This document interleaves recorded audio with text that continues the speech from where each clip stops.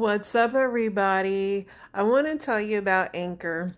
If you haven't heard about Anchor by Spotify, it's one of the easiest ways to make a podcast with everything you need all in one place. Let me explain. Anchor has tools that allow you to record and edit your podcast right from your phone or computer. When hosting Anchor on Anchor, you can distribute your podcast on listening platforms like Spotify, Apple Podcasts, and more. It's everything you need to make a podcast in one place. And best of all, Anchor is totally free. So download Anchor, the app, or go to anchor.fm to get started. And I'm a veteran, so let's hear some more military cadences.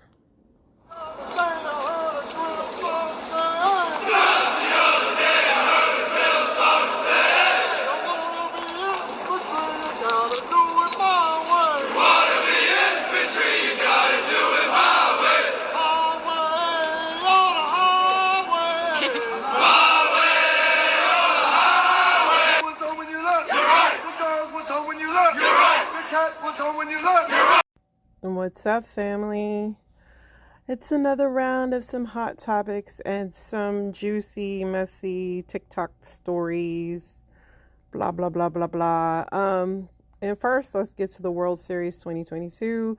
The Phillies beat the Astros 7-0, like a 0 for the Astros, 2-1. The Astros are heading they're heading to Houston now, so hopefully they can get some help. Elon has decided to let his prices go down to $8 a month versus the $20 that he was trying to charge for blue check verification. So if you wanted to be verified on Twitter, it's going to be $8 a month for those interested in being official. Liz Cheney, who lost the Wyoming Republican representative primary after 4 terms, has now backed Democratic candidates in 2 races, Tim Ryan in Ohio and Alyssa Slotkin in Michigan. So she's trending on Twitter. Rob Reiner says Liz Cheney is now on record saying that Donald Trump is personally and directly responsible for the January 6th attack on the United States government. If we don't want to descend into fascism, it's imperative that America votes blue. I can tell you, Twitter is a dumpster fire. There's just so many things going on.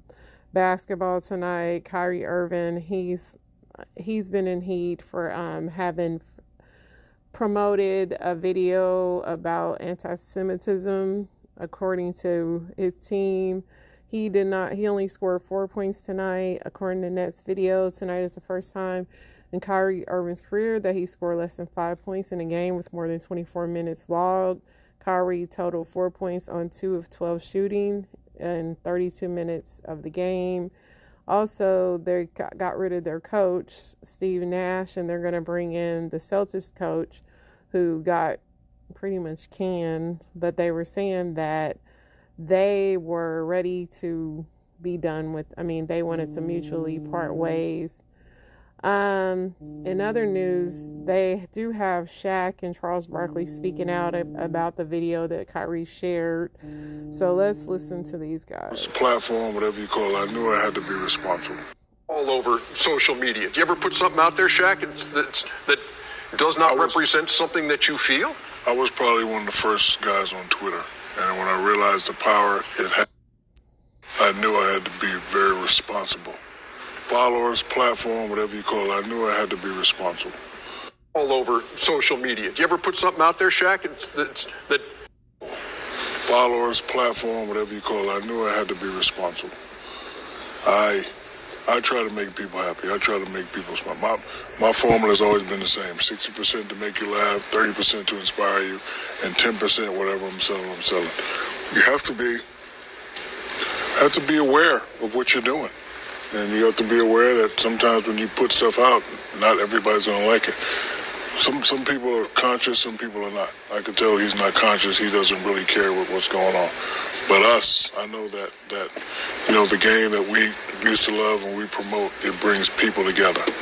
And it hurts me sometimes when we have to sit up here to talk about stuff that divides the game. Now we got to answer for what this idiot has done.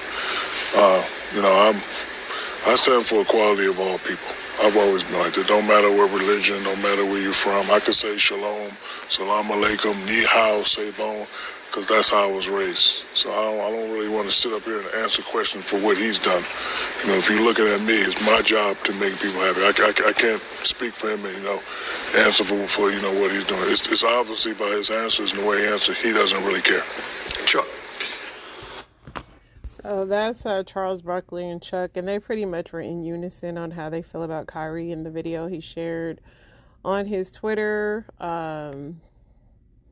Yeah, I mean, listen, you get freedom of speech and everything like that, but I know at my job I can't just say or promote anything, These guys, they gotta kind of think about that. Not everything is going to be about, what you feel, especially when you're working for somebody. Violent GOP is trending. 120,000 views in 1 hour. Violent threats exposed. Let's see what this is. Now, which Republican official or candidate has ever condoned or in any way encouraged any type of violent assault? Can you start naming them? I can't. I'd like to punch him in the face, I'll tell you. Knock the crap out of him. Maybe he should have been roughed up. They never name names because they can't. I want you to watch Nancy Pelosi answer you. It'll be hard not to hit her with it, but I will bang it down. It's a crime punishable by death, is what treason is. Nancy Pelosi is guilty of treason, and we want her out. They never name names because they can't. That is a depiction of Representative Gosar carrying swords, attacking Alexandria Ocasio-Cortez. They never name names. Let's have trial by combat. Today is the day American patriots start taking down names and kicking ass. We will not go quietly into the night. Striking fear in the hearts of liberals everywhere, folks. Get on the phone, call your congressman. You can lightly threaten him. I'm coming after you. Madison Cawthorn's coming after you. Everybody's coming after you. I don't think liberals thought this whole mask thing through. You better believe I'm coming with my Springfield MCS. The swamp isn't truly drained until we've nailed the hides of the alligators to the wall. They never name names because they can't. Second term kicks off with firing Ray, firing Fauci. I'd put the heads on pikes, right? I'd put them at the two corners of the White House as a warning. Right to the vital. That's what I'm doing. You don't fight like hell, you're not going to have a country anymore. Now, which Republican official or candidate has ever condoned or in any way encouraged any type of violent assault? Can you start naming them? I can't. So that is the new GOP Violent ad that was released by Midas Touch. So, yeah, what do you guys think? In Kansas City Chiefs news, Andy Reid's son was sentenced to 3 years in prison for, he pretty much, let me go to the beginning. Former Chiefs coach Britt Reid's mugshot from Jackson County Jail. A judge sentenced Reid to 3 years in prison for a DWI crash. The crash injured 5, including serious injuries to Ariel Young, who was 5 at the time of the crash. So he's going to do 3 years for that. It's likely 35% to 46%. So they say he'll probably just do 36 months. He apologized to Chiefs Kingdom and the families and all that. So he'll go in and serve his time immediately. Yeah, it's been a kind of a cray news day.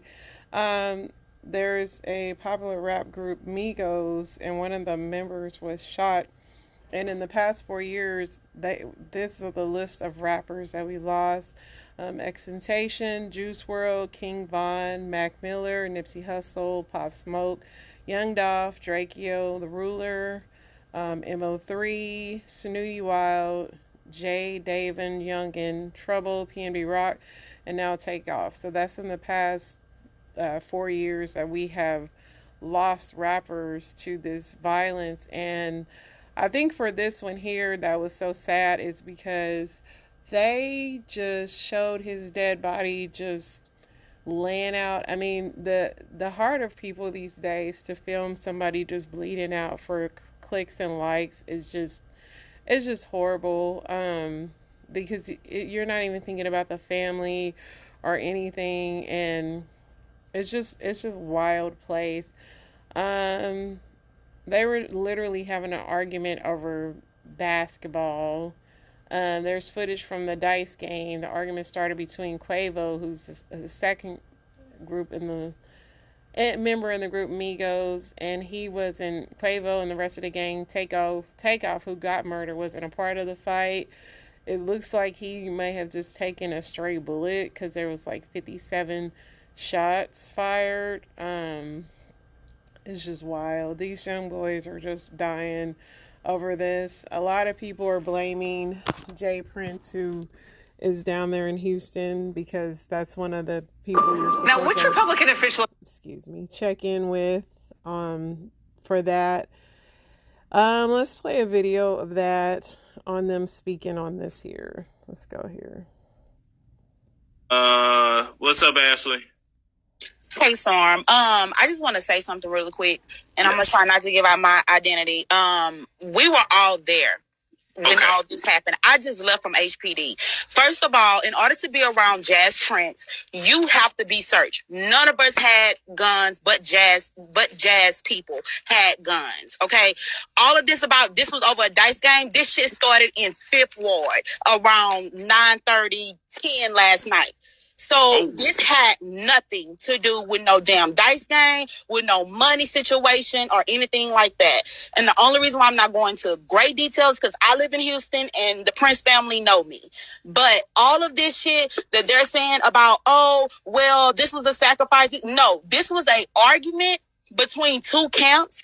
And it wasn't even between two camps because Takeoff and Quavo was basically trying to be the mediator between the people who were arguing. Oh, shit. And so everybody's saying, oh, well, this is Quavo's fault. Quavo had nothing to do with the shit y'all talking about, bro. Y'all was not there when this happened. It had nothing to do with that. So all these 30-second videos that they're seeing, this and that, everybody's saying, well, he didn't act the way how he act whenever, Takeoff got shot. Did they tell you he passed the fuck out? Did they tell you we had to help him to the fucking car? Did they tell you that? Like, nobody is really talking about the real that's going on. But I'm going to tell you this, and I'll leave it at that. The only people who had firearms that night was the camp who protect Jazz. That's all I'm going to say. Thank you, Ashley. There it is. That's an exclusive right there. So Jay Prince, he is a big guy in Houston, and supposedly these rappers, like when you go in places, you should check in with who runs the city so you'll have protection. Who is Jay Prince? Initially, he worked as a used automobile dealer in Houston's 5th Ward. Jay Prince, born as James Smith, better known by his stage name, Jay Prince, is the creator of Rap-A-Lot Records, which he claims is named after his rapper brother, Sir Rap-A-Lot, who dubbed himself Rap-A-Lot, after his brother's used car lot. Continue reading. Okay, let's go. So, also known as blah, blah, blah, blah. He was born October 31st, so it was his birthday as well. They were down there celebrating that. And he is the most recognized of introducing Canadian artist Drake to Lil Wayne and assisted him in signing with Young Money Entertainment in 2009. Initially, he worked as a used automobile dealer, and I don't know why they decided to write this again. So many of crime stories described by Ghetto Boys Rap-A-Lot, if you know them, on their song Mirror, Jay Prince's mindset, who urged the boys to create their vision but make it rhyme. After struggling to find success in previous iterations, the Ghetto Boys, as molded by Jay Prince, became a smash hit. Jay Prince gained a reputation in the hip-hop community as a mediator over time. His clout brought him to the set of the Seduce music video in Los Angeles, California, to inform rapper Notorious Big and P. Diddy of the conspiracy against the rapper's life and to urge them to take the danger seriously. Mr. Prince, who was notorious for publicly advocating gangster rap, was subjected to an investigation as a result of this. After Mr. Prince protested notable Democrats and part of the Congressional Black Caucus, Maxine Waters, who has actively advocated against race discrimination profiling that probed in 1993. He's supposed to be worth $55 million, blah, blah, blah. So he's feared in Houston. Why is he feared? They said that he's the most dreaded figures for generation. The quadruple OG has settled a minor dispute, deterred people from pursuing all his artists, and generally deterred anyone from crossing him. Now it appears that he has deterred a couple of others as well as artists from crossing him. First and foremost, as discussed, Drake. Over the week, Swizz Beatz went after Drake for supposedly leaking a song with Busta Rhymes and Drake. Some people believe Swizz Beatz' apologies were returned so quickly because Jay Prince interfered on Drake's behalf. Most people are unaware that Jay Prince and his son were ones who truly put the Canadian cottage on the map, pushing him to unfathomable wealth over time. Most people believe it was Cash Money Records that were used. However, this is not the case. Jay Prince was the person that got Drake on the map. I believe that many other causes have prompted Swizz Beatz to apologize. So pretty much this guy's feared. His son, and the reason I'm bringing this up because his son is in the middle of this recent murder, and there's been another murder that his son has been allegedly a part of. He's photographed there, like walking away from the crime scene. So, you know, I'll never for the life of me understand why these rich guys like to go hang out in the hood. I just don't get it. I mean, I promise you, if I was rich and so-called a rapper, I'd literally perform and go hide in my hotel room until it was time for me to leave. Because why? Like, why, you know, even put yourself at risk when they're just, you know, shooting rappers like hotcakes? See, how many rappers have died? So, since, I mean, the list is long, but 60 rappers have been murdered since 1987. And nowadays, it is just the thing to, like, get your chain snatched or get, you know, everything is all about clout. And so, it's dangerous out there. And like I said, this rapper, he was only 28 years old. And just the gun violence and all the glorified, you know, things that they write and rap about. A lot of people are saying, like, you can't be pro-black and listen to gangster rap music. It's just not fathomable. It's, you know, it promotes Black Death constantly. So, I don't know, guys. Here's a clip of Takeoff talking on his last interview. I feel like, not like, of course you was shining before, but I feel like you was dancing on this one. Yeah. I felt like you was just like, yo, I felt like it was like it was always your time. It was your time to prove it. Is that something you had in your mind when you was going in recording? Oh, for sure. Okay. You know what I mean? Enough is enough. Mm-hmm. You know, I'm chill, you know what I'm saying, laid back, but it's time to pop it, you know what I mean? I mean, time to give me my flowers, you know what I mean? I don't want them later on when I ain't here. God damn it, you know what I mean? I want them right now, so. Give me flowers. That's it. I want. Yeah, and the sad thing about Quavo and Takeoff is, like, Quavo's Takeoff's uncle, and he's the one that encouraged Quavo to go platinum. I mean, to go rapping, and then he ended up surpassing him. Another on account of someone says, so Quavo was shooting dice and he was getting his pockets broke off bad. So dude had an attitude that he tried getting aggressive with the wrong mob, and dude got in somebody was getting jumped. Everybody ran. Shots rang out, and pretty much they said that Takeoff pretty much dropped instantly. They said that, you know, Takeoff was literally in a corner. He wasn't doing anything, and he got shot. So, you know, like I said, this isn't like random at all, but it's just sad that so many people circulated his body just being laid out. And this is a society we live in where we just film people's murder. Is just wild to me. But that is the society we live in now. Let's get into this other story about this lady who found out her husband was a pedo. So let's get into her story. 3 days ago, October 24th, 2022, my ex-husband was sentenced to 5 years in prison, 5 years probation for solicitation of a minor. That court date was very painful, one that I initially planned on sitting out. I was not going to testify. I wasn't going to take the stand at all. I wasn't even sure I was going to show up because I knew it would be so painful. I found out they subpoenaed the victim because they are no longer a minor because this case has drug out for so long. The court date was on a Monday. The previous Friday, I found out I was going to take the stand. I offered. You know why? Because subpoenaing the victim, which is what I told his attorney, is an absolute grotesque abuse of power. And the DA said that they felt that my taking the stand could sway the judge to not allow them to call the victim as a witness. Put me in, coach. I was sitting this out. I wasn't even going to show the fuck up. But you had the balls to subpoena the victim. Now we're all going to chat. Let's chat. So then we get in there.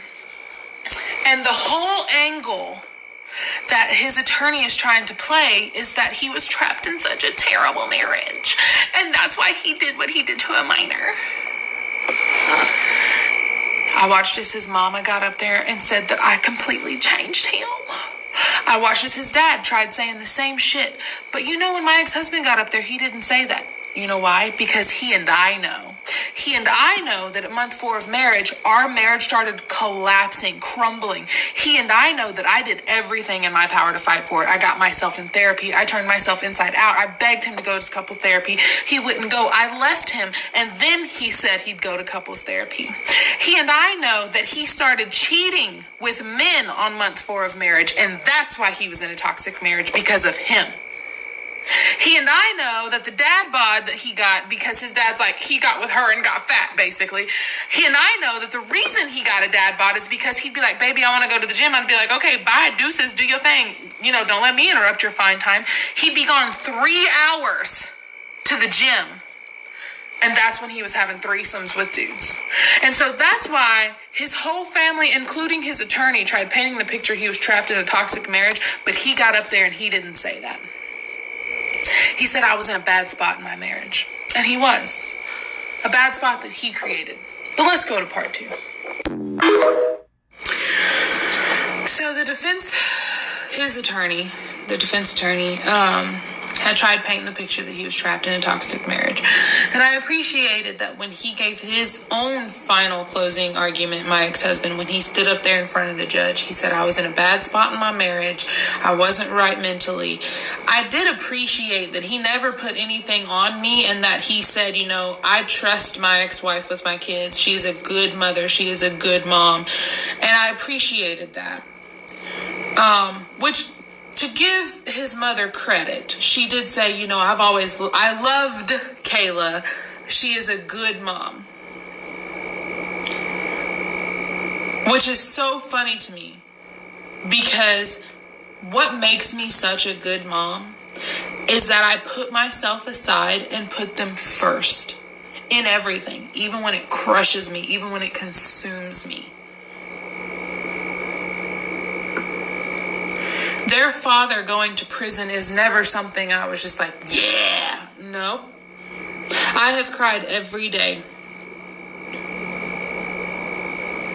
I cried so hard at that court hearing after we got out that I was gagging. I was about to vomit. And I had to calm myself down. You don't want this for your kids, ever, ever.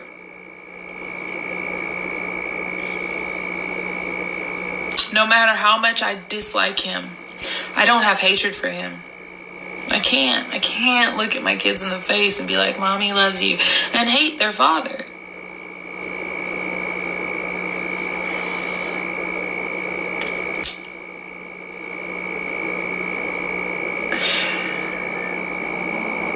This is so sad. This is sad. I crack jokes here and there to cope, but like literally already had my therapy session scheduled for tomorrow. Before I even took the stand on Monday, I made sure I had therapy scheduled for the following Friday, which is tomorrow. I looked up his most recent mugshot because I was thinking, you know, I wonder how he's doing. I wonder what he's doing in there. And I just bawled my eyes out because he looks messed up. He looks empty. He looks not well. And I know he's where he needs to be. And I am grateful that the judge didn't take his life. I'm grateful that he'll still get out and, be 33, 34 and still be able to have a family with somebody else. But this is just like fucking sad.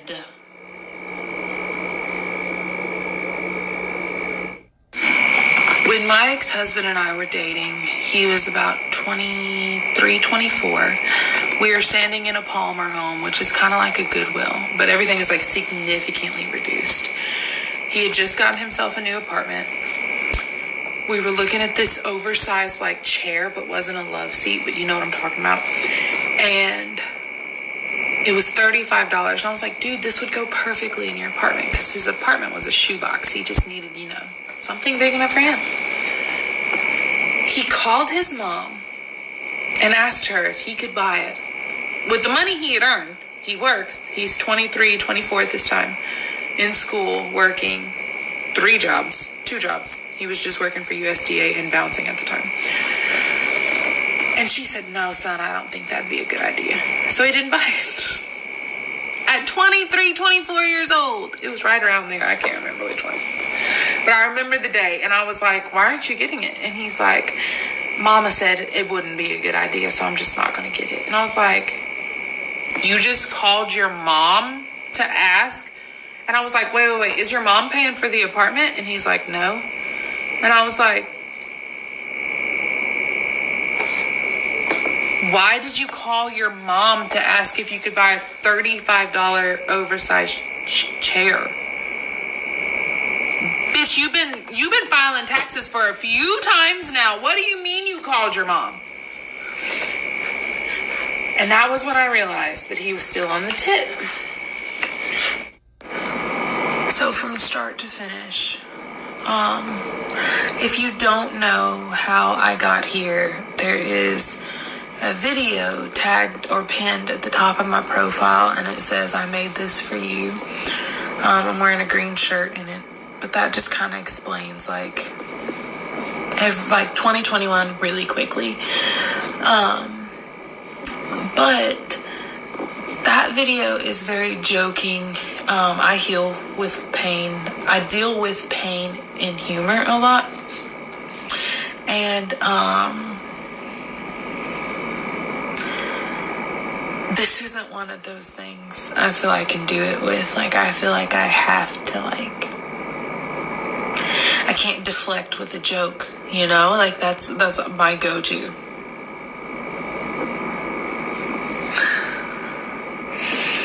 So the first day, Tuesday, so Monday, when all this happened, I get out of the courtroom because I'm crying so hard, because when we were walking out, I locked eyes with my ex-husband as they were cuffing his ankles. And it took all I had to get to the door. So I'm not gonna, because she's going on and on, but pretty much her husband was cheating with men, and one of the men were underage, and so she's just recounting, just going through with him and healing, and yeah, that sucks. Let's get into one more. Yeah, I done really found out some level 3 FBI super spy stuff. Some of y'all that be cheating and lying might hate me for this, but listen. I'm at work and was just bored, messing around, doing something on my little break. And tell me why. Okay, so I just found out about the live listen. If you have an iPhone, it's only for iPhone users. I'm having none of that other stuff work. But listen, I just found out about live listening, right? So if y'all don't know about live listening, it's where you can add hearing. You go to control settings, and you know how you go to control center, you can add what little things you want in your control center. Okay, add the one that says hearing. Okay, so then you go to your lock screen, however you get the control center, you just swipe down and you long hold the hearing, right? Okay, so you can have ocean and all that stuff streaming in your ears just to block out the noise. But there's a live listen feature, right? Okay. So this is where it get good. So some people might, they might already know that you can use the live listen feature, and basically you can lock your phone, put it down, walk away with your AirPods, and whole time you're listening to, and I was just doing this with my coworkers. It picks up everything. Okay, but some people might know that. But what I just figured out, because I was like, damn, I wonder if I can do that while I'm recording. It wouldn't work. But baby, I put the screen record on with the microphone on. Boy, this some FBI find out, get caught, document. So when you put the screen, you know how everybody know how to screen record. So we have the live listen on, and you put the screen record on. You're not only hearing everything that they're saying, baby, you're recording it and your phone is locked. So even if they find out that you're doing it, that is still recorded to your phone. Y'all need to be in the FBI, because tell me if y'all knew this already. I couldn't have known that already. I just found it out. Now I didn't know about the live listen, but I did just find that out on TikTok. But baby, put that screen record on, lock that phone. I mean, no, like, put the phone down. Baby, I'll show y'all the video. Hold on, I'm gonna show y'all the video. So yeah, if you guys want to catch somebody cheating, you don't have to pay a person. You can just screen record from your phone or your laptop. It listens. Go figure. Just imagine how much your phone and laptop already listens to you. So if you are cheating, beware. Let's go to the next one.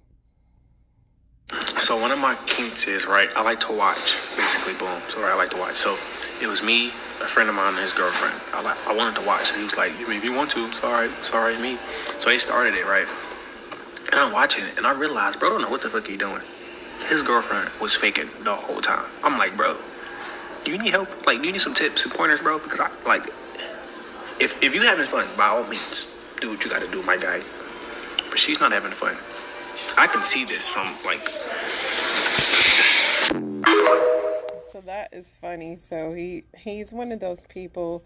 Let's see what those people are called. What's it called when you like to watch people having sex? Voyeurism. So he's a voyeurist. This is defined as an interest in observing unsuspecting people while they undress or blah, blah, blah. The interest is usually more active watching. Very interesting. So yeah, he was a voyeurist. The man was doing a terrible job, and he asked him, did he need some help? That is crazy. I don't know anybody that would like that, but there's some freaks out here. Let's go to our next one. I don't want to do anything to make money. I don't want to. I'm so glad most of us is on the same page when it comes to this, because I'm just like, where is the book on adulting? Like, where the hell, how are we? Because I'm just winging it. I swear to God, I'm just winging it. And I'm kind of jealous of the generation before us, like our parents' generation and shit. Like, I'm jealous that they were so fortunate to be brainwashed. They were fortunate to be brainwashed because society just told them to go to school, get a degree, get a career, get married, go to church, and work the job 40 years, die. And it was just like, okay, yeah, we'll do that. And then our generation is like, but nah, like, are you sure? Like, cause nah, something, I hate that my generation, it's a blessing and a curse that we had to figure out that we were getting brainwashed, and we had to figure out the system was broken, and we was just like, nah, this don't feel right. So now, in turn of that, if we don't just figure it out, whatever the hell we supposed to be doing, and can monetize off of that, we just live in misery. We just be miserable for until we fucking die. Cause like, you ever try to have a conversation with your parents, like just to try to see where their head is at and try to get some information from, and they're so far removed that they can't even fathom. Like, they can't even figure. Like, I remember, like, I was complaining to my mom the other day, and she was like, and I was like, Mom, like, I'm just so tired of working. I'm so tired. I'm exhausted. I don't know what to do. I'm always broke. I'm miserable. And she was just like, yeah, that's why you should go and try to get the other job and work at UPS. They got good benefits. They got real good benefits over there, and they pay real good. And I'm like, no, you don't get it. I'm tired of working. I am tired of it all. Like, I am tired of it. And my mom's just like, yeah, well, that's life. That's what you gotta do. That's what you're supposed to do. You're supposed to work by the sweat of your brow, whatever the fuck, whatever. Like, but I'm just like, you don't get it for real. Like, I try to have the same conversation with my dad, just like, man, I am so tired of this shit. I'm exhausted. Like, I feel like I'm broke as hell. I don't want to do this shit. Like, he like, yeah, that's why I told you to go to the army. You should have went to the military, see? That's why you should have went to the military. I'm like, what the fuck? Y'all not hearing me. Like, what is going on? Y'all are not hearing me. And it sucks that this generation had to be the one to figure out that the system is broken, but in turn, we just live in misery unless we can monetize what we love.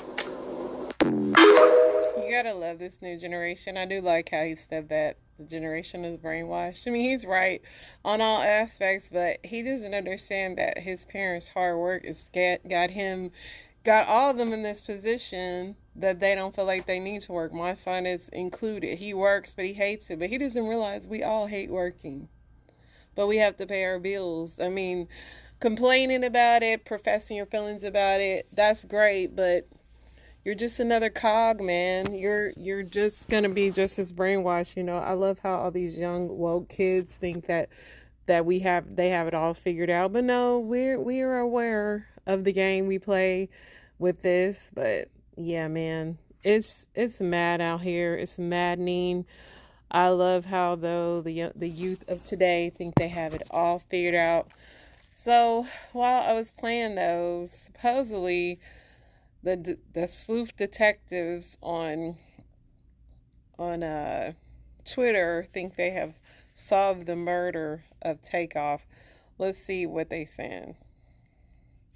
Remember, Jazz Prince said he heard about all this when he was woken up.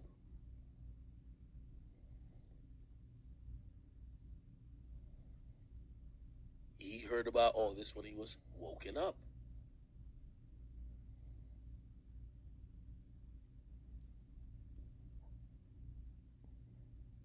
Oh, just turn some other shit. Y'all only want to see the niggas. Y'all want to see the niggas who y'all like free to do all the murders and all the bullshit. But anytime they do something against the people y'all don't like, y'all want swift justice. Y'all can't have it both motherfucking ways, nigga. It's either one or the other. What do you pick? Are you picking senseless violence? You picking chaos? Because if you was picking chaos, nigga, you wouldn't be sitting here typing RIP, Takeoff and all that shit. You'd have chalked it up to the fucking streets. All of y'all. But none of y'all doing that. Y'all sit here crying like bitches, just like me. So pick a fucking side. If you think this shit's all leave it in the streets, nigga, don't type no RP, don't type no, this shit should stop. Say, keep it in the streets. But none of you bitch ass niggas actually say that. You know, everybody says this shit should stop. But let it be a nigga you fuck with who probably did some bullshit. Free that nigga, man. He ain't do nothing. I love that nigga. That nigga will never do nothing, man. Yo, they just targeting us. Pick a fucking side. All of y'all niggas, pick a side. Because if you're on the side of criminality, you gonna look at yourself and say, the reason why Takeoff died is because that's how the streets give it up, nigga. Shit happens. But you won't say that. Yeah, he's telling the truth. Let's see here. Video of the shooter in the black polo t-shirt, black hat, and satchel with red strap across his chest. Wait, didn't I tell you there was it says satchel? No. Talking about satchel. Didn't I say this about the chat? I said this way long. Hey, man, that's how we rock. Put that in the back. Hold on. got that big old boxer back there. Hey man, that's that heavyweight back there. Don't think we playing. Thank you, man. Don't think we playing, man. Hey man, we got a little bit of straightening going on. Yeah, the biggest.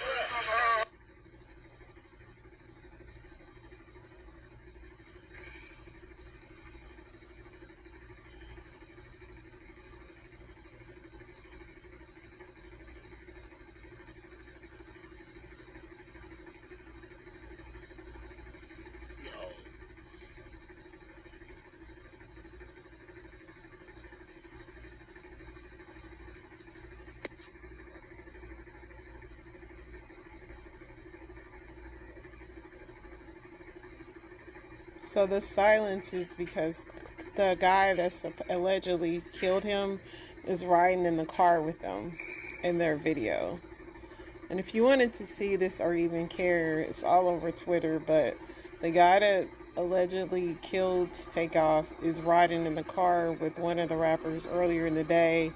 And they have guns visible all in the front seat and all in the back. And, you know, once again, I'll never understand why these rappers want to go hang out in the hood. They have so much money, and I don't get it.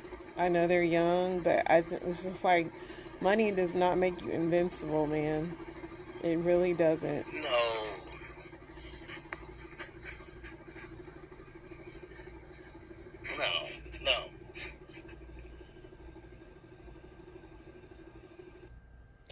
Yeah, I don't know. But that is that, guys. It's been a crazy day in the world we live in, and that's not even to mention, I could go on and on about the violence and things that's going on in this world and the killings in my own hometown. So, and I'm sure you have them in yours. Money doesn't make you invincible, and the company you keep, normally they're jealous of you and plotting your demise if you do have that. So either study yourself, be a better judge of characters, or I don't know, and pray for these young people. They're so lost. It's so sad. You know, it's so incredibly sad to be that rich and just go just like that over something so petty and stupid. My prayers go out to the families, and I will be back with you guys tomorrow for some more news, I'm sure. Efforts for Family is signing out. Praying for you guys.